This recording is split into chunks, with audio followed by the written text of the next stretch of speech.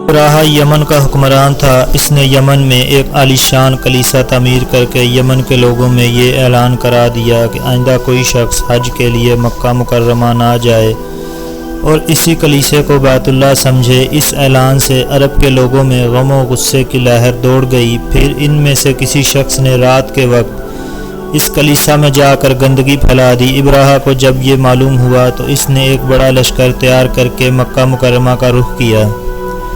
راستے میں عرب کے کئی قبیلوں نے اسے روکنے کی کوشش کی، لیکن ابراہا کے لشکر کے ہاتھوں انہیں شکست ہوئی۔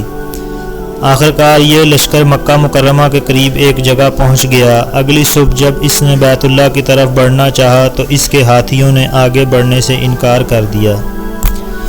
اسی وقت اس کی طرف سے ایک عجیب و غریب قسم کے پرندوں کا ایک غول آیا اور لشکر پر چھا گیا۔ ہر پرندے کی چونچ میں 3 کنکریاں تھیں جو انہوں نے لشکر کے لوگوں پر برسانے شروع کر دیے۔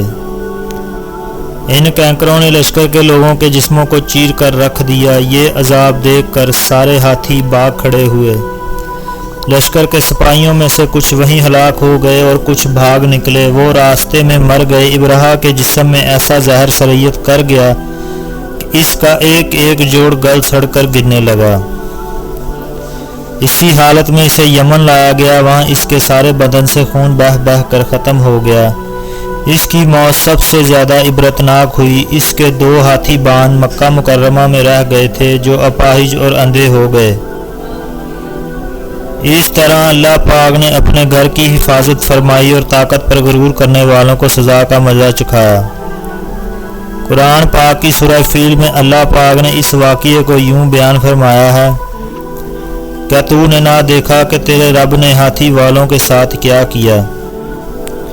کیا ان کے مکر کو بیکار نہیں کر دیا اور ان پر پرندوں کے جھنڈ بھیج دیے جو انہیں مٹی اور پتھر کی کنکریاں مار رہے تھے، بس انہیں کھائے ہوئے بھوسے کی طرح کر دیا۔